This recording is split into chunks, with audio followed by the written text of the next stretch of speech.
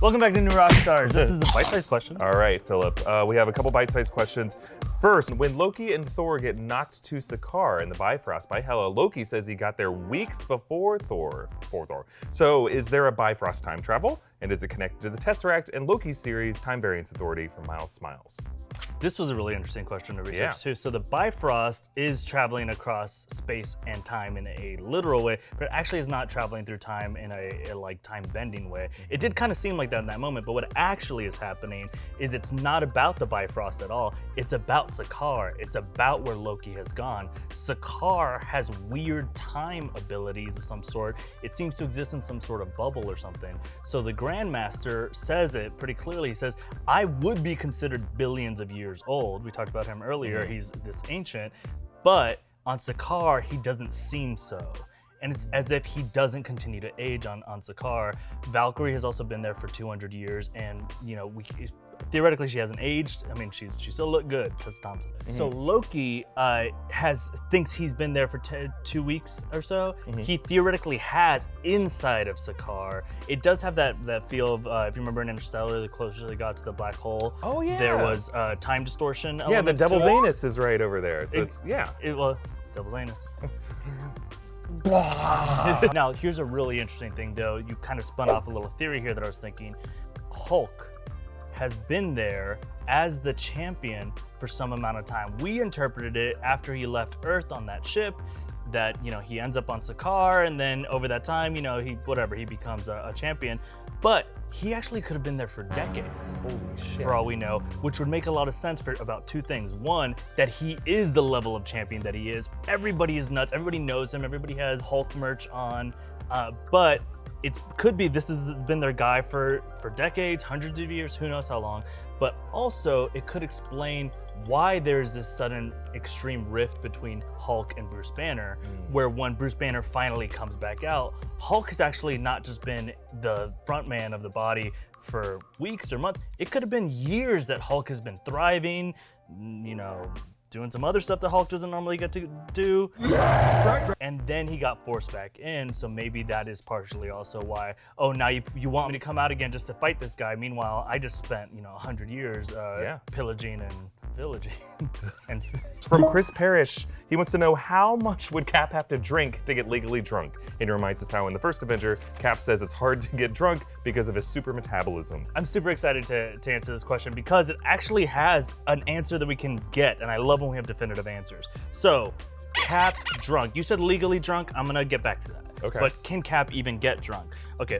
Our bodies metabolize, you and me, we metabolize alcohol at 0.016% per hour. So if you think of your blood alcohol rate, you just can subtract 0.016 every hour, and that's how fast you start coming back from it with your liver metabolism. But we actually have his metabolism rate because Peggy tells us in that scene.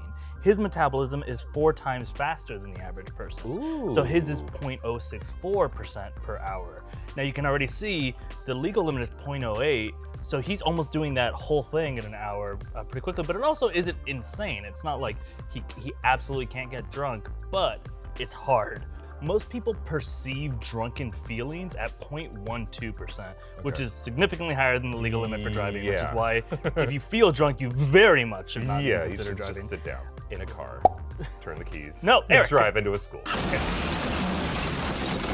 But before I continue, I want to thank our friends at Hunt a Killer for sponsoring this episode. So, folks, it is winter. You're still stuck at home. And if you're bored out of your gourd, Hunt a Killer is here to wipe away those winter blues and replace them with some immersive horror fun. So, Hunt a Killer has made thousands of fans with their immersive game. It's kind of like a monthly true crime escape room delivered to your door. Hunt a Killer Horror is their new scarier game. It's set in the Blair Witch universe. I still have nightmares about the original Blair Witch movie, a pivotal viewing experience for young Erik, and the reason I will never go to any woods. Suck it, Yosemite. I know those trees are alive and will bend 5 of them together into the Blair Witch symbol. So each month, Hunt a Killer Horror sends you a new package of clues, of ciphers, and documents to get you closer to the truth. Oh my god, so here are the materials. You get like a little tooth necklace. You get Liam Kent's journal in here, and he has drawn pictures.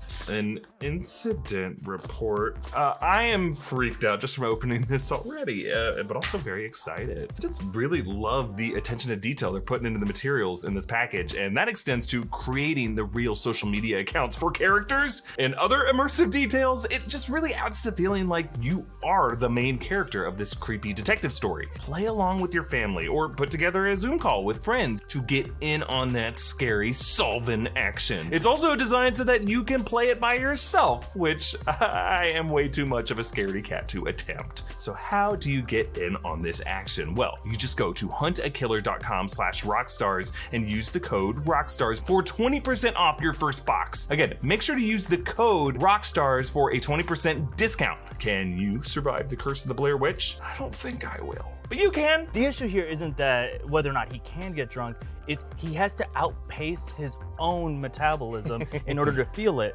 So he has to drink faster than he burns it. And the thing is, you might think, well, maybe his absorption rate, we can't know that. It might be faster because he's superhuman. I'm gonna give him the absorption rate of the normal man, because if he had super fast absorption, he would die from poison like really quickly. It'd be very easy to kill him. So let's assume he absorbs as fast as we do. He just burns it a lot faster.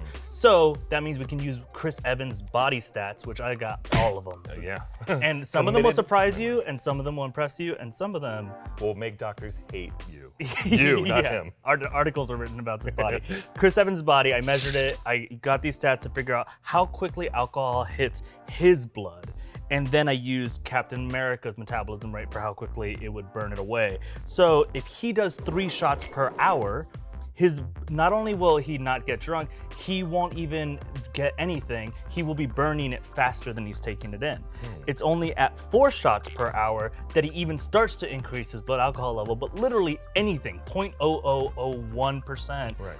It would take him 4 shots an hour to even start the climb. Yeah.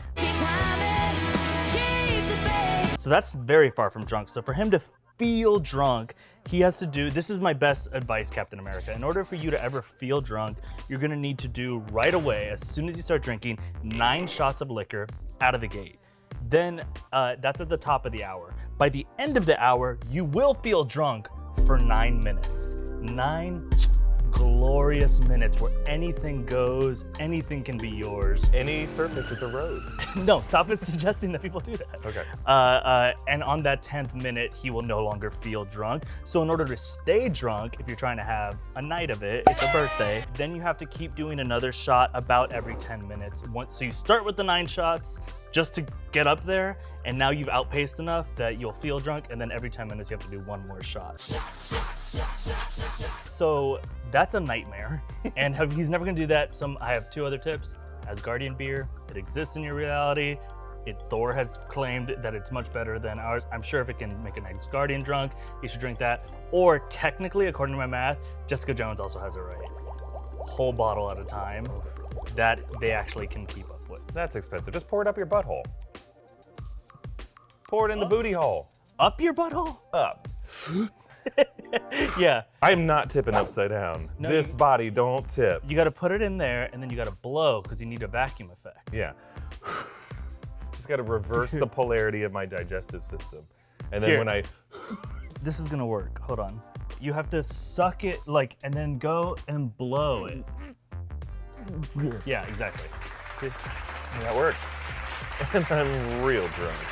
Oh man, now I'm disgusting. Okay, our next question from James Jones asks, if the tesseract melted through the metal of an advanced Hydra aircraft, how was the Happy Days lunchbox able to hold it? Good question. Actually, I've seen this one before, and a lot of people think it's a plot hole. I actually identified a trend of when the tesseract burns through things, so through the Hydra ship, but also it burns Nick Fury's hand once. You gotta remember, the tesseract is a container for a Infinity Stone. That's right. It is not the Infinity Stone itself. And even though there's kind of some special properties there where it has some sentience, and that's why it rejected Red Skull, it doesn't actually do this superheating thing just on its own.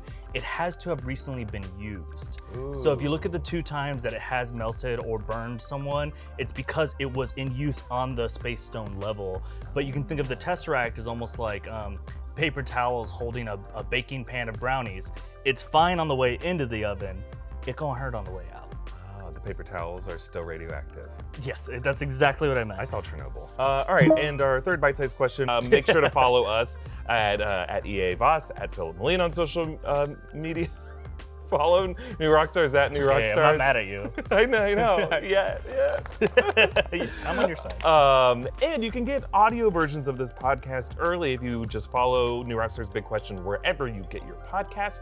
And we'll see you next week. Make sure to hit us up with your big questions using the hashtag Big Question. Just real quick, also share the show with your friends. Yes. We feel like it's a good entry point into New Rockstars. So if your friend is kind of nerdy and trying to find a way in, give them an all Big Question link. See ya. See you next week. Bye. Bye.